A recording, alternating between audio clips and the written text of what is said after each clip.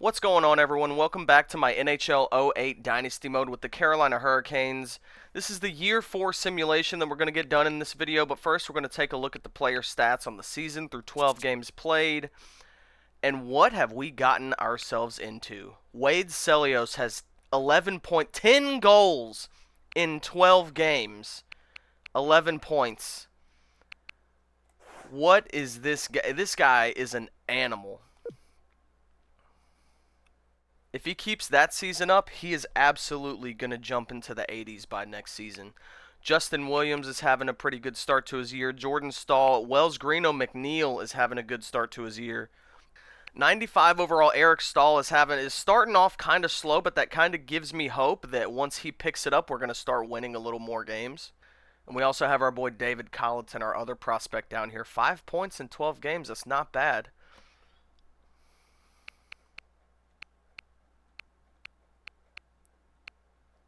And without any delay, we are going to get this Year 4 simulation done. This should be a relatively quick video. We shouldn't have too many changes to make. We should be a playoff team. If we're not a playoff team, then we'll have some decisions to make.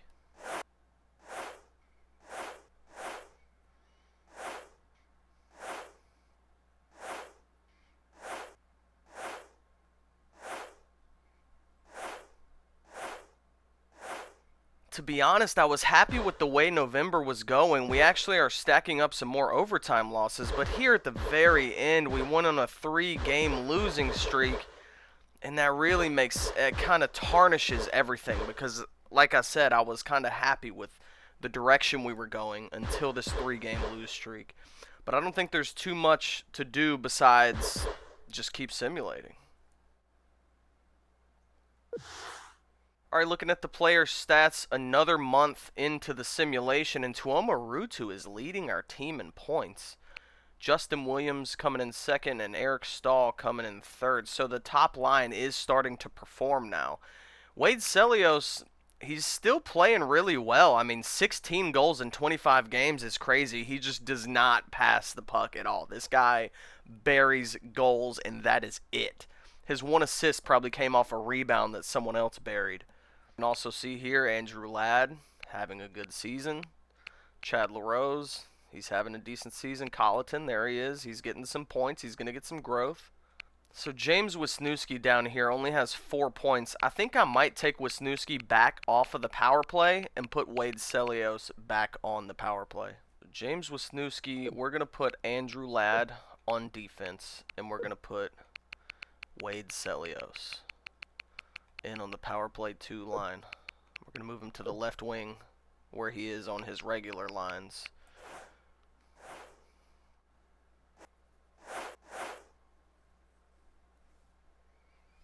So we follow up a 3-game losing streak with a 3-game win streak. You have to respond that way.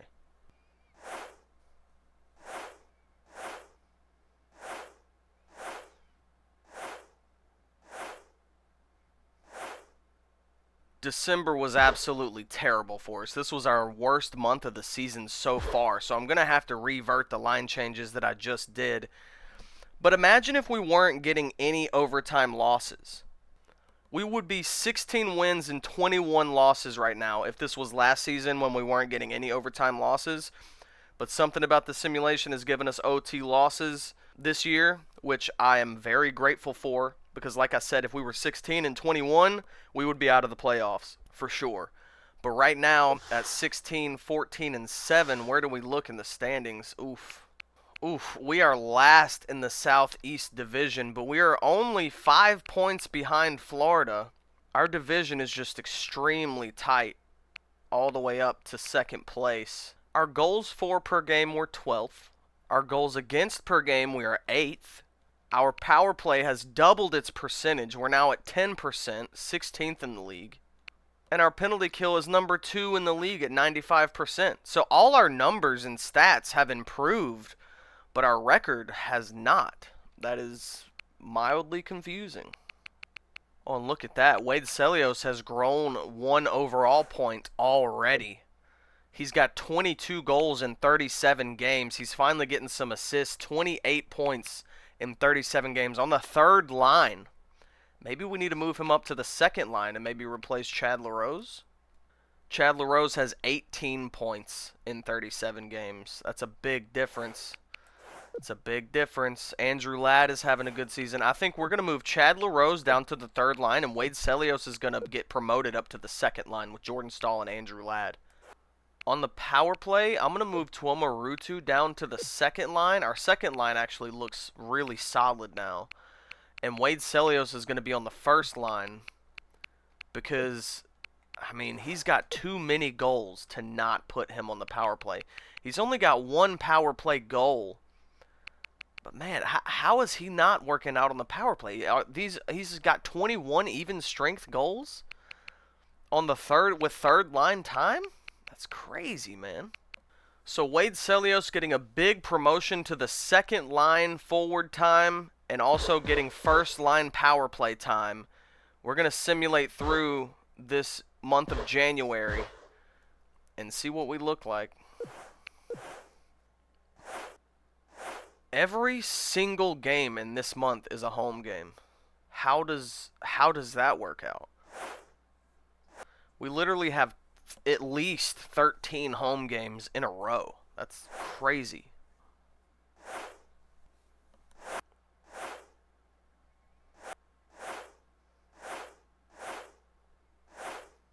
Every time we go on a win streak and we look like we're about to extend our wins over our losses, then we go on a huge lose streak. And then the losses catch up almost to the wins, and then we go on another winning streak.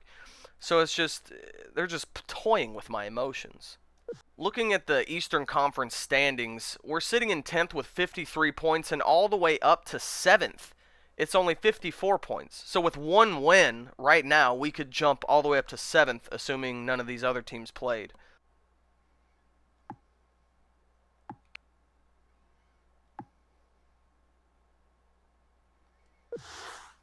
Goals for per game is still climbing. We're 11th in the league now. Goals against per game, we have dropped. We are 21st in the league. We are giving up some goals. Power play percentage is fine. Penalty kill is great. So February is going to be a big month for us. A lot of games. This is a big turning point in the season. This is one of those months where you either start to make a push for the playoffs or you fall out of contention.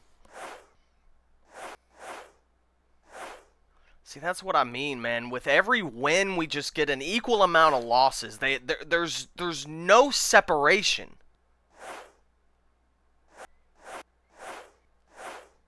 It feels like our team is simulating better with Wade Celios on the second line and on the first line power play, but it's still hard to tell. We are 8 games above our losses now, but as soon as I say that, watch, we're going to lose these last 3 games of the month. I bet you anything. Okay. All right. We're getting a little bit of separation now. And this is what I've been talking about this entire series. The overtime losses are saving our ass right now. If this was last season, we would be 29-33. February was definitely a good month for us. We seem like to be the type of team to be making a push for the playoffs and not falling out of contention. I love that. What do the player stats look like on the season? Tuomo Ruutu still leading the team. Jordan Staal, second on the team. Wade Celios has already scored 30 goals this season. He's got 31 goals in 62 games. He's scoring a goal every other game. But now he's finally starting to stack up assists. He's got 20 assists to go with his 30 goals. And we look at Eric Staal. He's all the way down here at 5th in our team. Well, he's tied for 4th with Justin Williams. But he's 5th on the team with 49 points in 62 games at 95 overall. I kind of expected a little more out of him, but maybe it's because we don't have all the top guys around him. Justin Williams is on his line. He's an 86 overall. You know, he's not like a 90-something overall. Tuomo Ruutu is now on the line. He's not quite as good as Dustin Penner, but he's still pretty decent. I think Tuomo Ruutu maybe being a sniper is kind of taking away some of the points from Eric Staal. Andrew Ladd is having an absolutely career year for him in this universe. Andre Mazzaros is having a good season as well as Joni Pikkinen. Keith Ballard right there. That's our top 3 defensemen. They're all right there. Chad LaRose on the 3rd line. He's now a plus player. So we look at our 4th line guys. Erdashev, Helmanen, and Colleton. They're only -8s. That's really good. If you remember back to these other seasons, who we had on the 4th line? Chad LaRose, -36, -31. Andrew Ladd was also on the 4th line. Where's he at? Let's look at his when he was on the 4th line. -31, -25. So these guys on the 4th line are absolutely getting it done. Colleton, Helmanen, and Erdashev. And they're getting points. They're all almost at 20 points. Erdashev has 13 goals. Colleton has 11 goals. Helmanen's almost got 10 goals. These guys are playing really good on the 4th line.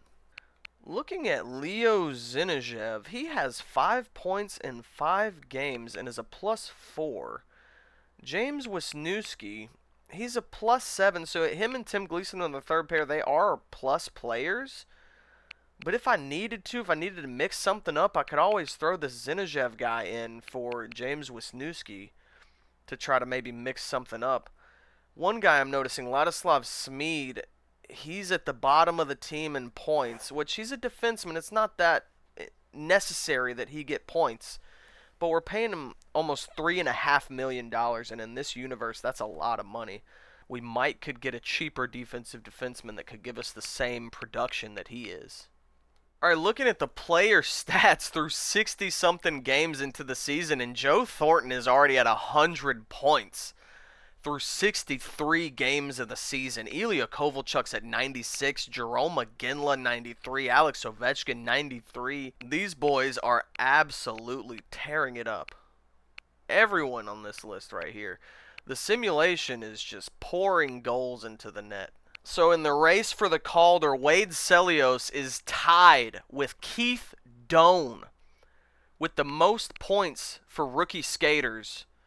He does have more goals, so I like that. He's got 1 less game played than Keith Doan. So the race for the Calder is tight between these 2 guys. So Ladislav Smid is 25 years old, and he's 82 overall with an 84 defensive awareness.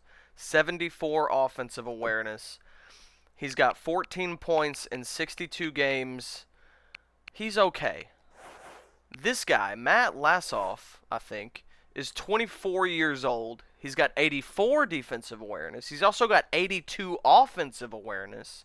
He's 1 year younger, the same overall. He's got 39 points. And look at all the points he's had in the previous season. This guy produces. And he is also a defensive defenseman. He's half the price, and he's just as good and a year younger. Will they take this trade 1-for-1? Rejected. All right, maybe I give you a draft pick. Not getting anything out of the draft anyway. A 5th rounder and Ladislav Smid. It was accepted. So big trade for the Hurricanes on their defensive core. The Carolina Hurricanes trade Ladislav Smid to the Boston Bruins for Matt Lassoff, saving salary cap and getting a player that is just as good, if not better. Oh, looks like Keith Ballard is hurt because Zinejev has been thrown in there. He hasn't played yet, but looks like Keith Ballard got hurt. But here's Matt Lassoff plugged right in. And what that also does is it allows us to have a little more space to bring up depth. So we're gonna bring up Joseph Vasicek. And now we finally have all our depth guys. Like I said, Keith Ballard is injured, so Zinejev is playing right now. But when we do have all our depth, we'll have Chris Neal backing up the forwards, and then we'll have Zinejev backing up the defense, Chris Neal and Joseph Vasicek backing up the forwards. So we may not have explicitly improved our defensive core with the 1-for-1 trade, but we gained some salary cap back, which makes the team overall better. That was basically our trade deadline move, so we are just going to simulate through March and see how we go. Oh, Keith Ballard is back after 1 game. Oh, no. Cam Ward has gone down with a mild concussion until April 7th. He is out for the rest of this month, basically all the way up to the end of the season. Oh no, and with the race this tight to try to make the playoffs, that is a huge loss for the Hurricanes. That's catastrophic, actually. So Justin Peters is getting the call. This is our guy, 24 years old, 81 overall. He's pretty much reached his potential. If he plays well, he could end up just being our backup goalie forever. But we need him to play really good in this last run of the season right here. Are you fucking serious with these losing streaks? Oh my god, we're just absolutely shooting ourselves in the fucking foot. Oh no. Did the Ladislav Smid trade mess up the team? Did it mess up the simulation? Did Cam Ward going down ruin our season?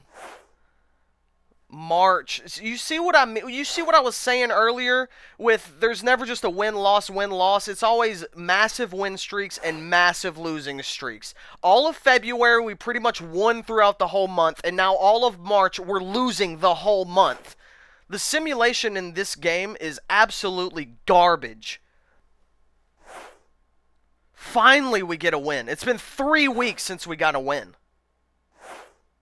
And then we get shut out. Oh, we're fucked. We're torched. We're toast. Cam Ward going down lost us this season. Oh, I honestly am baffled by the simulation. How, on one hand, you can simulate an entire season and have zero overtime losses in 82 games. That blows my mind as is. And now with this simulation, we're seeing something totally different. I mean, we'd have to go on a huge win streak. Almost just win out the rest of our games and hope that some of these teams just lose the rest of their games, which is possible. We could just go on a huge winning streak, but who knows? Who knows? I'm ready to wrap this season up. This simulation has stressed me out immensely. Justin Peters, my guy, that's really bad. That's some of the worst goaltending I've ever seen in my life. 3.9 goals against, 1 win, 11 losses. Dude, you're cut. You're off this team. You're not playing on this team anymore. So we got Cam Ward back in there, but it's too late. We're already out of the playoffs, so let's just get this season over with. So at the end of the season, in total, we have had 48 losses. That is simply not good enough, and it is not going to get you to the playoffs, and it's not going to let a GM keep his job very long either. Look at this run at the end of the season. We had 1, 2, 3, 4, 5, 6, 7, 8, 9, 10, 11, 12, 13, 14 away games in a row to end the season. Of course we weren't going to be able to make a playoff run and try to make it into the playoffs if we have literally no games at home. I mean, the NHL, Gary Bettman literally scripted this. So at the end of the season, we were the 23rd worst team in the NHL. We are going to have a top 10 draft pick if that's any consolation at all. But we have absolutely digressed from last season when we made the Eastern Conference Finals and now we don't even make the playoffs. Goals for per game, we were 16th in the league. Goals against per game, we were 19th. Not great. Power play, 7th in the league, 12%, not bad. Penalty kill, we finished number 2 in the league. Doesn't matter, we're trash.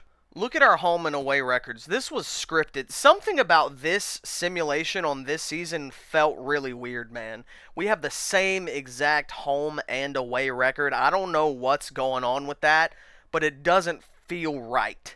So 4 years being the general manager at the helm of the Carolina Hurricanes, I've made the playoffs twice and I've missed the playoffs twice. When you say it like that, it doesn't sound all bad, but then you realize that we missed it the first year, and then we made it the year after, and then we made it to the Eastern Conference Finals the year after that, to now then totally miss the playoffs is extremely disappointing. It's a bad look. It's not a good look for the general manager, Gert Girdington. And depending on how next season goes, Gert could be in the hot seat. Player stats at the end of the season, Tuomo Ruutu led the team. Eric Stahl, only 68 points. That's incredibly disappointing. From a 95 overall player, one of the best players in the game, he's 68 points in 82 games. That's honestly garbage. But look at Wade Celios, 37 goals, 67 points in his rookie season. He definitely slowed down his goal scoring, but he picked up his assist totals. What an incredible rookie year by this guy. Jordan Stahl, 67 points, not bad. Justin Williams, that's a pretty disappointing line. That's a pretty disappointing season to be on the first line. Andrew Ladd had a good season on the second line, 25 goals. And at the end of the day, the fourth line did start to get scored on a whole ton. Colleton, Helmanen, and Erdishev all minus 23s, so they did end up getting scored on. It wasn't a minus 40 or minus 35 like the previous fourth lines, but they did start to get goals against them. So in the entire NHL, Joe Thornton comes away with 129 points with 68 goals and 61 assists. Then you have Ilya Kovalchuk, 65 goals, 63 assists.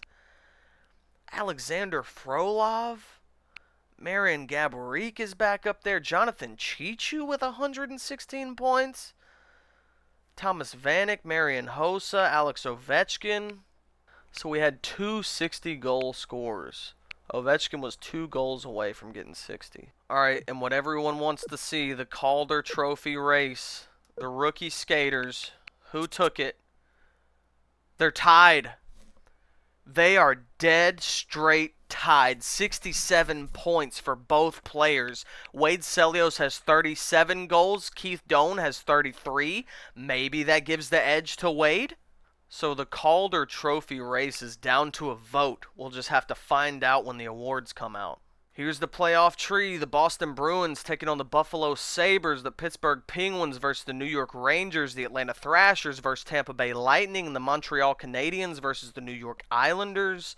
In the West, the Dallas Stars are taking on the LA Kings. The Blackhawks take on the Canucks. The Wild taking on the Sharks. And the Predators taking on Colorado. The AHL team has once again made the playoffs, so let's look at their points. Bob Bollerice and Jesse Bollerice, the father-son combo, leading the team in points. Bob Bollerice, 65 points. Jesse Bollerice, 57 points. And we look at Bob, he's 21 years old, 6'5", 71 overall with 91 potential. If he keeps having seasons like this, he could be the next Wade Celios. Here's Brad Manlow. We drafted this guy in last season's draft. He had 48 points in his rookie year in the AHL. So we'll watch the AHL guys make their playoff run, and we'll see what they can do. We moved Zinoviev down to the Albany River Rats. He was playing depth for us for the NHL all season, so we moved him down, and now he's getting some starting playing time in the playoffs. They lose both their games at home. They win both the games away. Lose at home.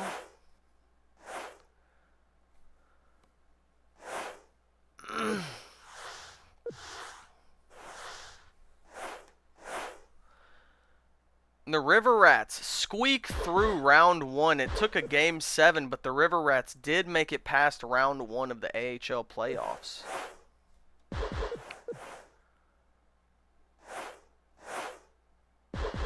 Alright, we'll just take it one game at a time. What is going on with this game? We're just going to lose 4 straight? Okay. Alright, well, the River Rats have been eliminated in round 2 of the playoffs. Here are the retirements at the end of year 4.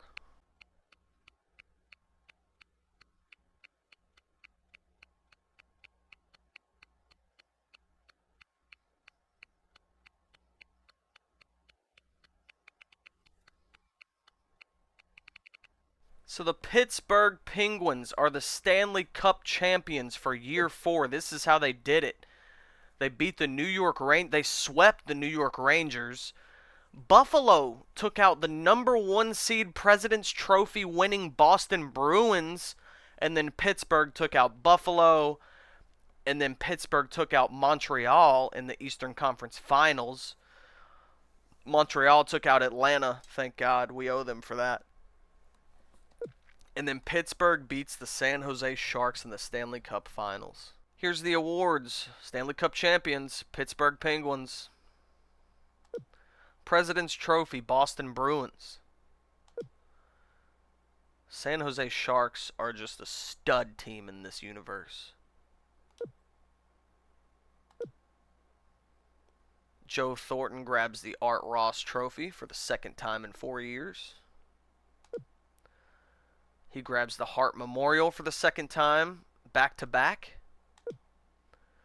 The James Norris Trophy goes to Dustin Byfuglien. Lady Byng goes to Ilya Kovalchuk again. The Calder Memorial Trophy goes to neither one of the forwards. I'm assuming this guy's a goalie because I didn't see him on either one of the forward lists. So I guess for the third year in a row, a goalie has won the Calder Trophy. I think Wade Celios got absolutely robbed. Sidney Crosby wins the Conn Smythe. Henrik Lundqvist wins the Vezina. Mika Kiprasov wins the William M. Jennings Trophy. Bill Masterton goes to Vincent Lecavalier. The Lightning bringing that home in back-to-back seasons. Kyle Chipchura wins the Selke after Sergei Samsonov won it last season. And the Lester B. Pearson goes to Joe Thornton. Oh, there's the Maurice Richard Trophy as well. It goes to Joe Thornton. Joe Thornton he swept it. He wiped it. He wiped up the whole league. So again, guys, a really disappointing season to not make the playoffs. It's going to be a huge offseason for Gert Gerdington with all the contracts that we have to decide on who we're bringing back, who we're going to let go, how we're going to reshape the team. And Gert's job isn't totally safe after missing the playoffs this season. That's a pretty big hit to his job safety overall. This offseason and the Year 5 sim are going to be really crucial to the projection of Gert Gerdington's career as the GM of the Carolina Hurricanes. So this offseason, next season are going to be really big. Join me for the next video to see the decisions we make and how the Hurricanes are going to shape up for the Year 5 simulation. There is a franchise player in the draft. Tyler Grant, defenseman from Slovenia.